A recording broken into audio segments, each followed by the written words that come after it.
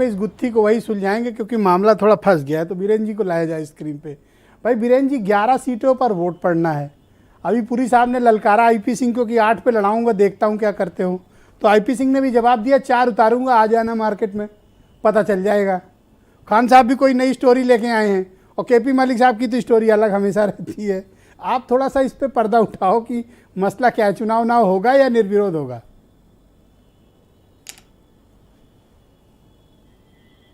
बीरेन जी जी आप सुन पा रहे हैं मुझे? जी जी भाई पुरी जी ने दम ठोक के कहा कि 8 लड़ाऊंगा, तो आईपी सिंह ने कहा आ जाओ हम भी 4 लड़ाएंगे। तो अब मसला है कि चुनाव फंसेगा, मामला कौन किधर जाएगा? ब्रजेश जी, ये लड़ा नहीं पाएंगे और ना ये लड़ेंगे। ये खाली चुनाव के पहले एक तरह से कहा जाए धींगा मुश्ती है। राज्यसभा का जो चुनाव होगा वो उम्मीद ये है कि निर्विरोध होगा, चुनाव की नौबत नहीं आएगी। 8 और 3 दो ही तो लड़ने वाले हैं, भाजपा और सपा। और अगर चुनाव होगा तो विधायकों के टूटने का, क्रॉस वोटिंग का खतरा रहता है। क्रॉस वोटिंग तब होती है जब माल बंटता है, और माल बांटने वाला विपक्ष में कोई है नहीं, विधायक कौन रखाएगा? तो ये उम्मीद की जा रही है कि ये लोग 8 और 3 में निपटा लेंगे मामला अपना। लेकिन आप ये देखिए कि बीजेपी के 5 रिटायर हो रहे हैं, उसमें से 2 तो सुरेंद्र नागर, संजय सेठ सपा से आए थे। बीजेपी 3 और लोगों को भेज सकती है। 3 नए नाम वो कौन से होंगे, ये ज़्यादा महत्वपूर्ण है। इसके अलावा अगर आप ये देखिए, समाजवादी पार्टी में रेवती रमन सिंह वो उम्र के उस पड़ाव पर हैं जहाँ शायद वो सक्रिय राजनीति में बहुत आगे न चलें। दूसरा नाम है बिशंबर निषाद, तीसरा नाम है सुखराम सिंह यादव। तो बिशंबर निषाद की संभावनाएं तो बनती हैं, लेकिन सुखराम सिंह यादव तो आजकल भाजपा के पाले में घूम रहे हैं, तो उनका भी उम्मीद कम है।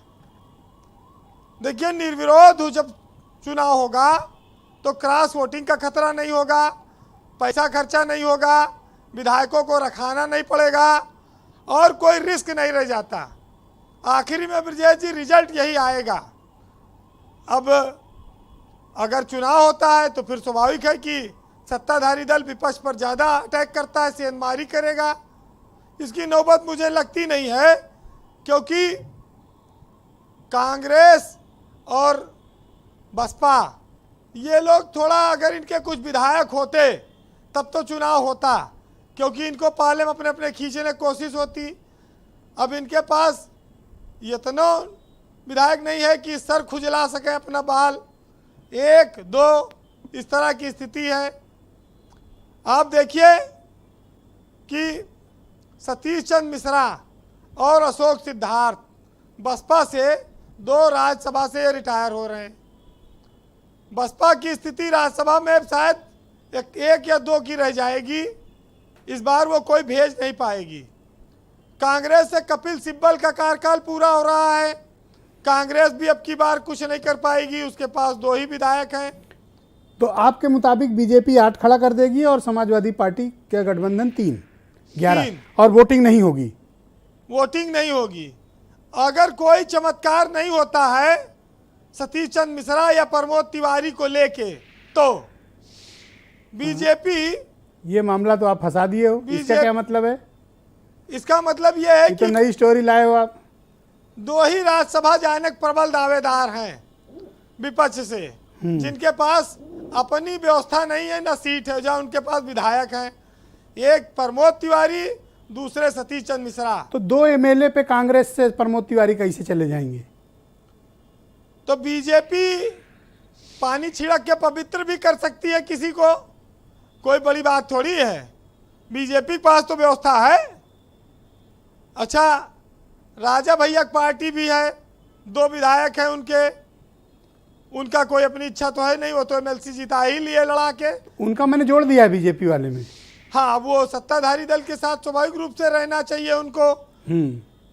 तो चुनाव की नौबत ब्रजेश जी मुझे दिखती नहीं है।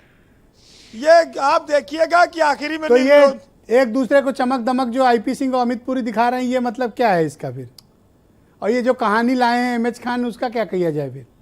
एमएच खान तो सरकार बना रहे थे विधानसभा चुनाव में, अब ये कहाँ से बनेगी सरकार बताएं? देखिए अब प्रवक्ता थे तो ड्यूटी थी ना, अब क्या करें? अब तो ये राजनीतिक विश्लेषक अब हैं। आजाद परिंदा हैं। हाँ, अब तो आज़ादी से विश्लेषण करें, क्योंकि जब सच्चाई ये सबके सामने है कि उत्तर प्रदेश में बीजेपी का एक छत्र राज चल रहा है। 11 सीटों पर वो 8 सीटें जिताने की स्थिति में वो लड़ाएगी। अखिलेश यादव 3 सीटें जीतने की स्थिति में है, वो जीतेंगे। वो अपने मित्रों के लिए, सहयोगी दलों के लिए 1 सीट छोड़ सकते हैं। जयंत चौधरी का नाम प्रबलता से लिया जा रहा है। एक पूर्व नौकरशाह का नाम भी समाजवादी पार्टी से लिया जा रहा है प्रमुखता से, कि उनको भी राज्यसभा भेजा जा सकता है। बीजेपी के पास बहुत सारे ऑप्शन अच्छा, हैं। अनिल रायल हैं, अपने बहुत ही वरिष्ठ पत्रकार हैं मुजफ्फरनगर के, रायल बुलेटिन के प्रधान संपादक हैं। अभी मुझे मैसेज भेज रहे हैं, उनका ये कहना है कि 8वां बीजेपी अब टिकट देने लगी है, वादा करके मुकरती नहीं है। बीजेपी ने जिसका वोट लिया उसको पद दिया। चाहे आप फतेह बहादुर सिंह को देख लीजिए, जब वहाँ राज्यसभा वोटिंग हुई थी, अनिल सिंह को देख लीजिए, चाहे पूर्वा में अदिति सिंह को देख लीजिए, तमाम सारे उदाहरण हैं कि अब बीजेपी धोखा नहीं करती जिससे ले लेती है। बस इतने है कि लोकतंत्र में घुस गया ढोंग तंत्र का रोग, और जितनी लंबी दंडवत उतना मोहन भोग। तो जो जितनी लंबी दंडवत कर ले उसका मामला ठीक है जी। देखिए, ये कोई सीधा जनता का चुनाव तो है नहीं कि यहाँ पर पब्लिक के बीच कन्वेंसिंग करना पड़े, लोकतंत्र में स्याही लगाए चलो उंगली दिखाओ कि हम दे आए। और उंगली में स्याही इसलिए लगाई जाती है, दी जाती है कि लोकतंत्र के प्रतीक के साथ साथ ये उंगली खाली स्याही ना दिखाओ, ये जब सरकार बन जाए तो ये उंगली दिखाए के सवाल भी पूछो। इस स्याही तो फोटो खिंचाओ तक मामला सीमित ना रखो। लेकिन राज्यसभा का चुनाव तो देखिए, जो दल सत्ता में होता है वो ये सब तिकड़म जानता है, वो जिता ले जाएगा। बीजेपी का फोकस ब्रजेश जी दलित मतदाताओं पर है। अभी जेपी नड्डा दिल्ली में दलित नेताओं की एक बहुत बड़ी बैठक उत्तर प्रदेश के लोगों की करने जा रहे हैं। उससे ये साफ संकेत मिलता है कि बीजेपी राज्यसभा में दलित ज़्यादा कैंडिडेट अब की बार भेजेगी। मायावती के घर में जो बचा खुचा सामान है उसको बीजेपी खींच के समेट के अपनी ओर लाना चाहती है, और उसके पास राशन से लेके भाषण सब व्यवस्था पहले से है, उसने मुंह भर रखा है। अब जगह जगह नेता खड़ा करके ब्रिजलाल, और आप देखिए कि कानपुर के पुलिस कमिश्नर थे असीम अरुण, कितना ये सब काम कर रहे हैं, और बीजेपी की उम्मीदों पर ज्यादा ये लोग खरे उतर रहे हैं। तो आपके मुताबिक कोई वोटिंग नहीं होगी, निर्विरोध हो जाएगा? हाँ, मुझे जो लगता है 8 बीजेपी ले जाएगी और 3 समाजवादी पार्टी। बिल्कुल। ओके। बहरहाल एक साहित्यकार ने लिखा है कि होता है मजाक यहाँ लोकतंत्र के नाम पर, वोटों की खरीदारी का कारोबार होता है, और किसी काम के नहीं रहते जो लोग यहाँ, फिर राजनीति ही उनके लिए रोजगार होता है। और मनरेगा की फर्जी दिहाड़ी के वादे होते हैं, विकास के मुद्दों की कभी बात नहीं होती। चुनाव तक तो घर घर जाते हैं ये जनसेवक, और चुनाव के बाद फिर इनसे कभी मुलाकात नहीं होती। बहुत शुक्रिया आपका वीरेन जी, बहुत बहुत धन्यवाद। बहन भाइयों, कू ऐप पर मैंने आज की परिचर्चा को लेकर एक प्रश्न डलवाया कि प्रश्न ये कि राज्यसभा की 11वीं सीट के लिए सपा भाजपा में